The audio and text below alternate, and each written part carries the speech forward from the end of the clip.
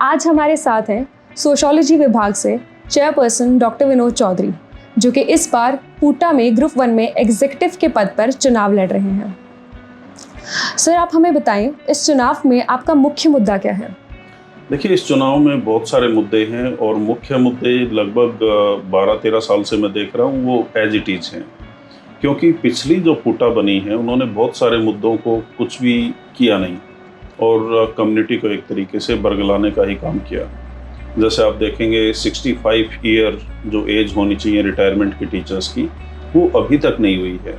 हर साल टीचर्स को एक ट्रॉमा से गुजरना पड़ता है, उनसे पैसे इकट्ठे किए जाते हैं और फिर एक नया खेल चलता है और उसमें ये उनको बताने की कोशिश की जाती है कि हम आपके बड़े सहभागी हैं और आपके लिए हम काम कर रहे हैं, लेकिन होता कुछ नहीं है। इसी तरीके से 7th पे कमीशन का मुद्दा था, जिनके लिए हमने 200 दिन का धरना दिया और उसके बाद में बड़ी मुश्किल से 7th पे कमीशन आता है। उसकी मिस कैलकुलेशन करके और एक तरीके से पूरी कम्युनिटी को मिसगाइड किया जाता है। इसके बाद में जैसे हमारे यूनिवर्सिटी में छोटे छोटे और बहुत सारे मुद्दे होते हैं, जैसे घरों का मुद्दा है। आप अपने घर को रिपेयर करवाने के लिए आपकी एडिया रगड़वा देते हैं ये लोग, यदि आपकी अंदर जान पहचान नहीं है, कोई सेनेटर जान पहचान का नहीं है या किसी हायर ऑफिसर और हायर अथॉरिटी में आपका जान पहचान नहीं है। तो मुख्य मुद्दा मुझे लगता है टीचर्स की डिग्निटी का है।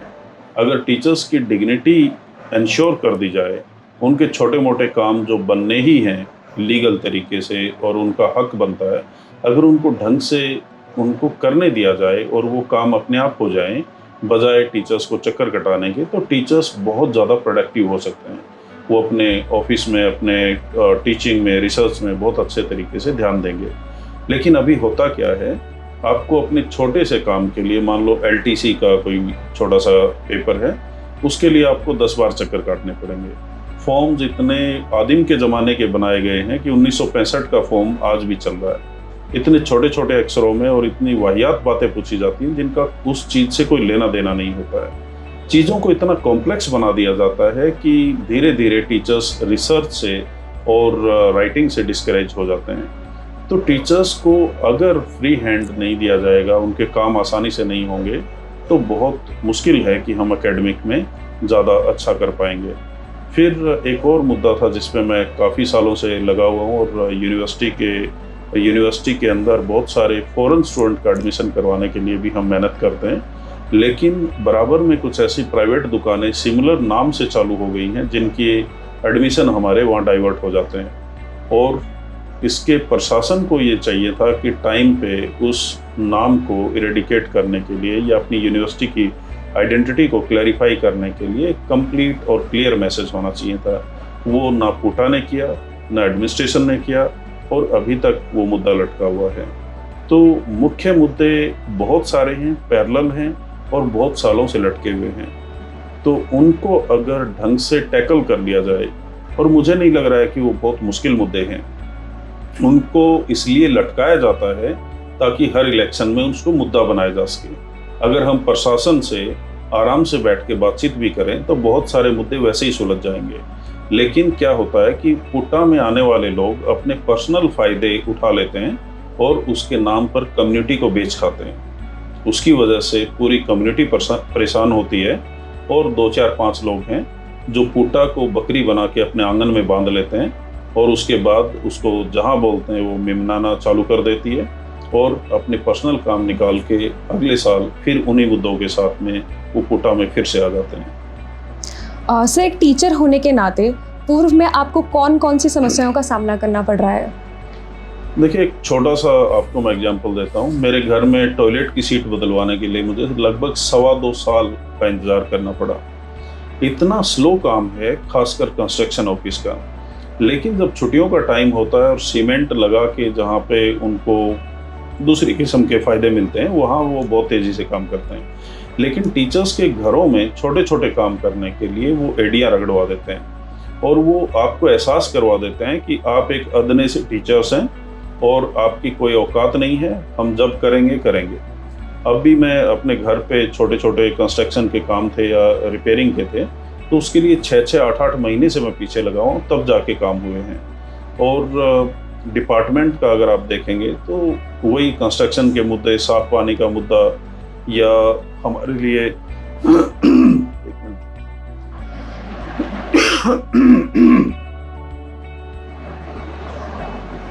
गला बैठ गया थोड़ा।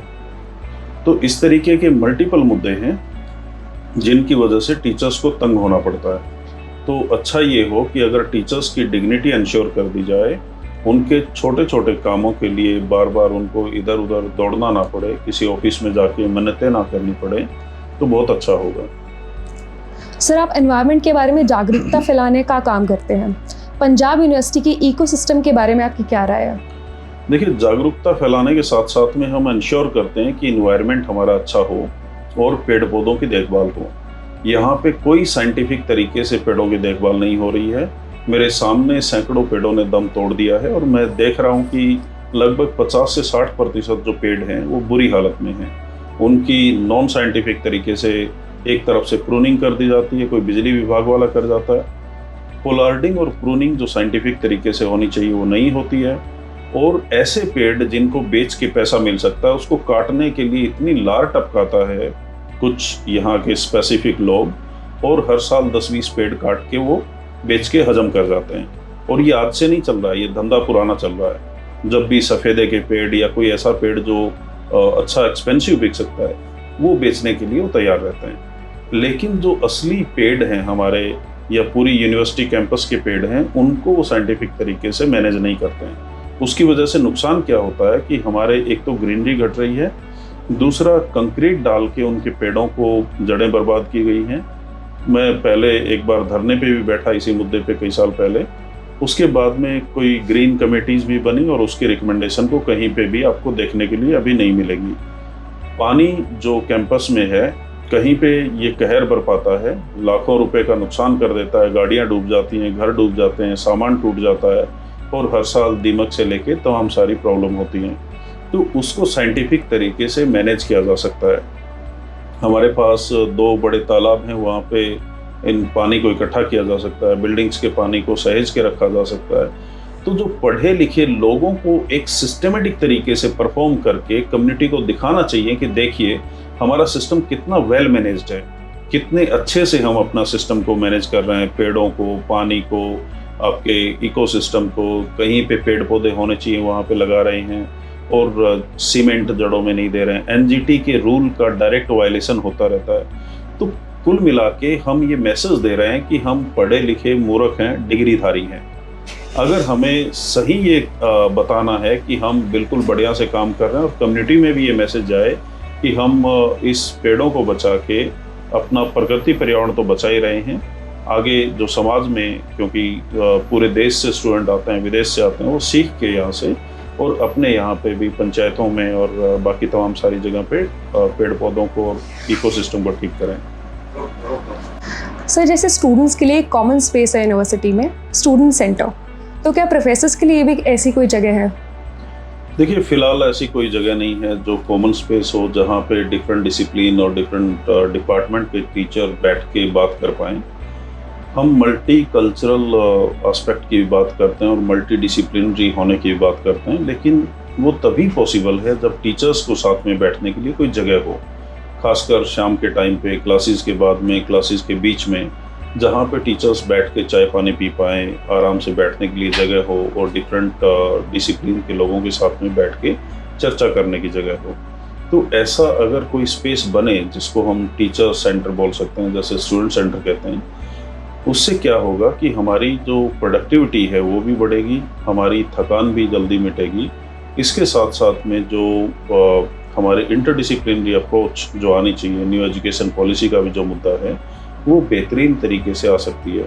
जैसे मैं इन्वायरमेंटल सोशियोलॉजी पढ़ा रहा हूँ, सोशियोलॉजी डिपार्टमेंट में काम करता हूँ, तो इन्वायरमेंटल साइंस वाले लोगों के साथ में बैठ के मैं बात कर सकता हूँ, माइक्रोबायोलॉजी वाले लोगों के साथ में भी कुछ काम कर सकते हैं, ह्यूमन जीनोम के साथ में भी काम कर सकते हैं, पॉलिटिकल साइंस और इकोनॉमिक्स या फिलोसफी, किसी भी डिसिप्लिन के साथ में हमारे कॉमन इंटरेस्ट हो सकते हैं। जैसे हमारे कुछ स्टूडेंट काम कर रहे हैं food and sociology of health पे, तो वो जो होटल मैनेजमेंट वाले हैं या फूड टेक्नोलॉजी वाले हैं, तो साइंस एंड टेक्नोलॉजी डिपार्टमेंट के साथ में भी हमारा कोलैबोरेशन हो सकता है।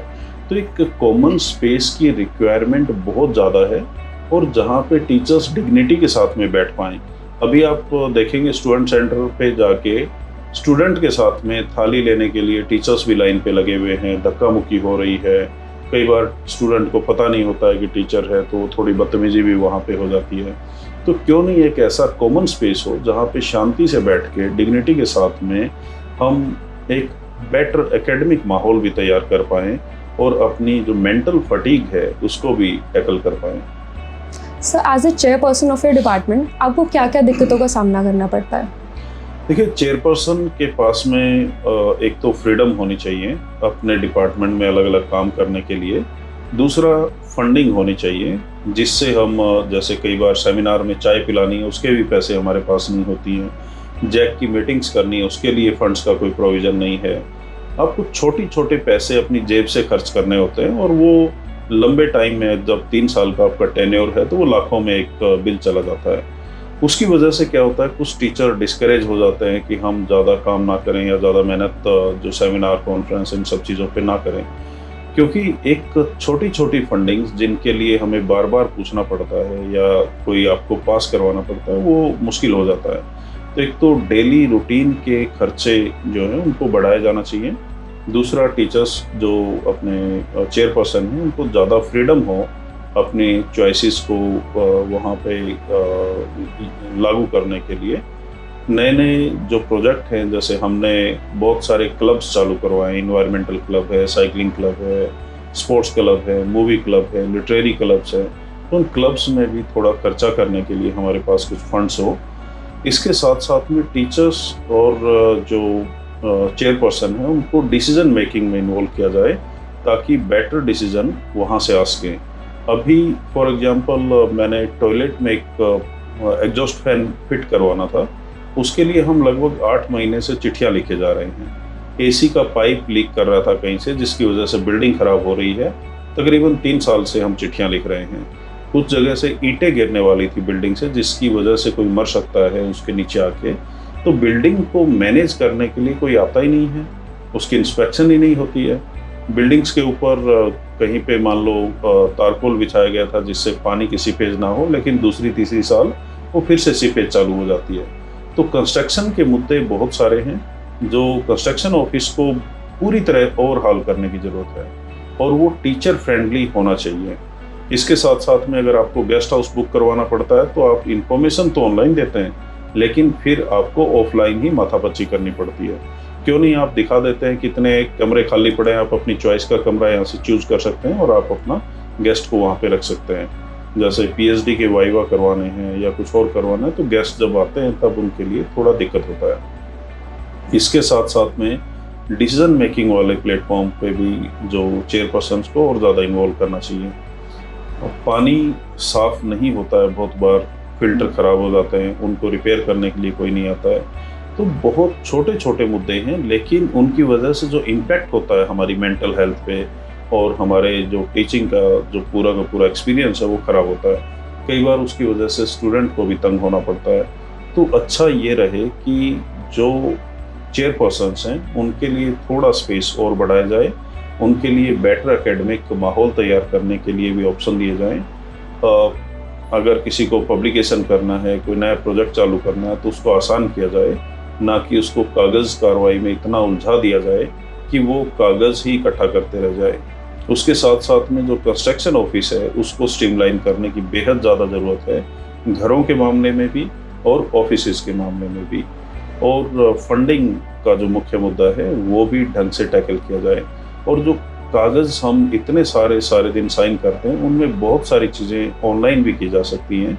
और पूरी दुनिया में छोटी छोटी यूनिवर्सिटियों में मैं जाता हूँ तो देखता हूँ कि वो पूरी तरह से अपना ऑनलाइन काम कर रहे हैं। बहुत सारे कागज़ की जो ज़रूरत होती है वो घट जाती है वहाँ पे, लेकिन हमें इतने सारे डॉक्यूमेंटेशन करने होते हैं जिसकी वजह से एक मेंटल फटीग हो जाती है।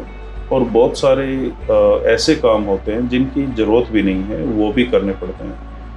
इसके अलावा जो जैसे पिछली पूटा ने जिस तरीके से एफर्ट किए वो उतने अच्छे नहीं थे प्रोफेसर्स के लिए या जो अपने चेयरपर्सन्स हैं, जिसकी वजह से हमें बहुत सारे ऑफिसेज में धक्का खाना पड़ता है। तो बेटर है कि हम एक ऐसा टीचर फ्रेंडली माहौल तैयार करें जहाँ पे सारे काम अपने तरीके से जो होने चाहिए वो हो जाएं, ना कि इंडिविजुअल लेवल पे आपको बार बार किसी ऑफिस में जाके रिक्वेस्ट करना पड़े। सर, पीयू के टीचर्स के लिए हेल्थ सर्विसेज की फैसिलिटीज़ कैसी हैं? बेहद खराब। एक लाइन में मैं कहना चाहूँगा कि टीचर्स के लिए जो या उनके परिवारों के लिए हेल्थ फैसिलिटी होनी चाहिए वो बेहद ख़राब हालत में है। बहुत बार यहाँ पे डॉक्टर्स ही नहीं मिलते हैं, इवन आपको पट्टी भी खुद खरीद के लेके आनी पड़ती है। और कैशलेस जो इंश्योरेंस होता है या फिर कैशलेस इलाज होना चाहिए उसकी कोई व्यवस्था नहीं है। पीजीआई में हमारे लिए कोई हमारा रिलेशनशिप मैनेजर नहीं है, ना ही अगर हमें कोई दिखाना पड़े तो उसके लिए कोई हेल्प करने वाला वहाँ पे होता है। एक आम पेशेंट की तरह वहाँ पे जाके खड़ा होना पड़ता है और पूरा पूरा दिन वहाँ पे निकल जाते हैं। तो जो हेल्थ फैसिलिटीज़ हैं वो बेटर होनी बेहद ज़्यादा ज़रूरी है। और एक बेहतरीन जो सिस्टम है हेल्थ का वो है प्राकृतिक चिकित्सा। उसके लिए यहाँ पे बहुत बड़ा इंफ्रास्ट्रक्चर ऑलरेडी अवेलेबल है। अगर वो भी हो जाए तो हमारे टीचर्स और उनके परिवार बीमार ही नहीं पड़ेंगे और स्टूडेंट को भी वहाँ से बहुत अच्छा ज्ञान मिल सकता है जिससे वो बीमारी ना पड़े। लेकिन फ़िलहाल के लिए जो हमारा हेल्थ सेंटर है वो ढंग से बनाना पड़ेगा, उसमें जो डॉक्टर्स होने चाहिए वो अवेलेबल हों और कैशलेस इंश्योरेंस और कैशलेस मेडिकल क्लेम का जो फैसिलिटी है वो होना चाहिए। अभी नहीं है और उसकी वजह से बहुत सारे टीचर्स को बहुत सारी प्रॉब्लम होती है। उनके परिवारों को छोटे छोटे मुद्दों पे हेल्थ के जो होते हैं उनके लिए पूरा पूरा दिन हॉस्पिटलों में लाइनों में खड़ा रहना पड़ता है। सर, क्या पीयू का कैंपस पर्सन विद डिसेबिलिटी और एल्डरली पीपल के लिए एक्सेसिबल है? देखिए, एक्सेसिबिलिटी एक बड़ा मुद्दा है और इसमें हर किसी के लिए एक्सेसिबल ये होना चाहिए। प्रेग्नेंट महिलाओं को भी बहुत सारी दिक्कतें होती हैं, एल्डरली लोग हैं, व्हील चेयर यूजर्स हैं, पर्सन विद डिसेबिलिटीज़ हैं या किसी को चोट लग गई, तो सबके लिए एक्सेसिबिलिटी एक बड़ा मुद्दा है। और उसको इंश्योर करने के लिए आपको बिल्डिंगों को एक्सेसिबल बनाना पड़ेगा। और रोड पे जो बेहताशा गाड़ियाँ दौड़ रही हैं, ज़्यादातर उसमें बाहर की होती हैं, स्टूडेंट सेंटर पे वो एंजॉय करने के लिए, खाना खाने के लिए आए होते हैं, तो उसकी वजह से बेहद ज़्यादा परेशानी होती है। मैं देख रहा हूँ कि मैं पहले साइकिल लेके जैसे अपना ऑफिस में जाता था तो गाड़ियों से बचना बहुत मुश्किल होता है। 2-3 बार वो मेरे को चोट मार चुके हैं। और व्हील चेयर वाले जो कई सारे मैं देख रहा हूँ बच्चे हैं कैंपस में, तो उनको बहुत मुश्किल होती है गाड़ियों के बीच से अपनी व्हील चेयर निकाल के लेके जाना। तो एक्सेसिबिलिटी के लिए एक कैंपस में जो एक कंप्लीट माहौल होना चाहिए, सड़कें सुरक्षित हों, बिल्डिंग्स में सभी जगह पहुंचना आसान हो, बिल्डिंग्स एक्सेसिबल हों और इसके साथ साथ में सारे ऑफिसेज भी एक्सेसिबल हों, तब जाके बात बनेगी। इसके अलावा जो फैकल्टी मेंबर्स हैं, स्टूडेंट्स हैं और जो टीचर्स हैं, अगर उनमें से कोई पर्सन विद डिसेबिलिटी है या टेम्परेरी डिसेबिलिटी किसी को है, किसी को एक्सीडेंट हो जाता है, तो उनके लिए एक प्रॉपर इंफ्रास्ट्रक्चर डेवलप होना चाहिए और जो एक्सेसिबिलिटी है वो इंश्योर्ड होनी चाहिए सभी के लिए, क्योंकि कभी ना कभी कोई ना कोई डिसेबिलिटी को फेस करता ही है। इसके साथ साथ में जो पर्सन विद डिसेबिलिटी टीचर्स हैं, उनके हाउसेज की कंडीशन बड़ी मुश्किल से ठीक होती है या उनको ठीक करवाने के लिए बहुत सारे धक्के खाने पड़ते हैं। तो ये इंश्योर होना चाहिए कि उनकी जो बिल्डिंग्स हैं, घर हैं, हॉस्टल्स हैं, ऑफिसेज हैं, सारे एक्सेसिबल हों और सबको डिग्निटी के साथ में जीने का जो अधिकार है RPWD एक्ट 2016 के तहत, वो इंश्योर होना चाहिए। सर, क्या पंजाब यूनिवर्सिटी में टाइमली प्रमोशंस किए जाते हैं या इसमें भी टीचर्स को कोई डिफ़िकल्टी फेस करनी पड़ती है? मैं कहूँगा कि जानबूझ के रुला दिया जाता है टीचर्स को। जब हम जैसे डेंटल कॉलेज है या अलग अलग जगह पे हैं, टेम्परेरी टीचर्स 15-15, 17-17 साल से वहाँ पे चल रहे हैं और उनको हर साल अपना एक्सटेंशन के लिए लगभग रुला दिया जाता है। हम जब वोट मांगने के लिए जाते हैं तो बहुत सारे टीचर लिटरली रोना चालू कर देते हैं कि हमारे साथ में यहाँ पे डिस्क्रिमिनेशन हो रहा है, हमारे साथ में बहुत सारी कमेटीज़ में नहीं रखा जाता है, जूनियर टीचर्स को भी, जो असिस्टेंट प्रोफेसर्स हैं, उनको भी कई बार बहुत सारी कमेटियों में नहीं रखा जाता है। ये एक किस्म का डिस्क्रिमिनेशन है। और जो टाइमली प्रमोशन जो हमारा राइट है, उसके लिए हमें किसी के आगे गिड़गिड़ाने का ज़रूरत नहीं होना चाहिए। वो आराम से सिस्टमेटिक तरीके से और एक स्ट्रीमलाइन तरीके से साल में 2 या 3 बार अपने आप होने चाहिए। जबकि मैं देख रहा हूँ बहुत सारे टीचर्स को अपने डॉक्यूमेंटेशन में इतनी परेशानियां उनको झेलनी पड़ती हैं कि एफडीओ उनको बताता है कि आपको कौन सा पेपर कहाँ पे पब्लिश करना चाहिए था, या आपका जो पेपर है वो एकेडमिकली वैलिड है कि नहीं है, जबकि ये काम एफडीओ का नहीं है। उससे पहले कमेटियां बनी होती हैं, वो कर लेती हैं। एक क्लर्क उनको 6-6 महीने तक चक्कर कटवाता रहता है। एक छोटी सी फाइल मूव करने के लिए आपको बहुत सारे धक्के खाने पड़ते हैं। तो डेंटल कॉलेज के जो मुद्दे हैं वो सबसे पहले टैकल होने चाहिए। उसके बाद में जो सभी टीचर्स हैं उनको डिग्निटी के साथ में आराम से प्रमोशन का जो हक है वो इंश्योर्ड होना चाहिए, ताकि किसी भी टीचर्स को ये ना लगे कि मैं फलाने की पूंछ नहीं पकड़ूंगा तो मेरा प्रमोशन नहीं होगा। कई सारे टीचर्स क्या हैं कि बहुत इम्पोर्टेंट और गंभीर मुद्दों पे बात ही नहीं करते, क्योंकि उनको डर लगता है कि प्रशासन में से कोई, पूटा में से कोई, या पूटा को जो बकरी बना के अपने आंगन में बांधता है वो हमें तंग ना करना चालू कर दे, हमारा प्रमोशन ना रोक दे, हमारा जो प्रमोशन है वो डिले ना कर दे। और ऐसा करते हैं लोग। उसकी वजह से बहुत सारे टीचर्स पब्लिक प्लेटफॉर्म पे बोलना तक पसंद नहीं करते हैं और धीरे धीरे उनकी मेंटल हेल्थ बिगड़ जाती है। तो सबसे इम्पोर्टेंट है हमारी मेंटल हेल्थ, साइकोलॉजिकल हेल्थ, सामाजिक और एकेडमिक हेल्थ। उसको इंश्योर करने का सिंपल टेक्निक है कि जो प्रशासन है, पूटा है, वो ढंग से काम करें, किसी को छोटे छोटे मुद्दों के लिए तंग ना किया जाए, नोटिसेज और मेमो ना दिए जाएं। टारगेट करके टीचर्स को ढूंढ ढूंढ के जो मेमो दिए जा रहे हैं वो बेहद नुकसानदायक हैं। अभी तो उनको लग रहा है कि वो तंग कर लेंगे, लेकिन ये लॉन्ग रन में ये मैसेज दे रहे हैं कि टीचर्स आपकी कोई औकात नहीं है, हम जब चाहें आपको तंग कर लेंगे, जब चाहें आपको लाइन हाजिर कर लेंगे, जब चाहें आपको कमेटियों के चक्कर कटा देंगे। और ये गलतफहमियां अच्छी नहीं है, क्योंकि यहाँ पे कोई परमानेंट नहीं है, सबको 25 सेक्टर में एक दिन चले ही जाना है। तो बेटर है कि 25 सेक्टर का शमशान घाट में जाने से पहले हम डिग्निटी के साथ में हर वो काम करें जो टीचर्स कम्युनिटी के लिए, स्टूडेंट्स के लिए और हमारे समाज के लिए बेहतर हो सकता है। Thank you. Thank you sir.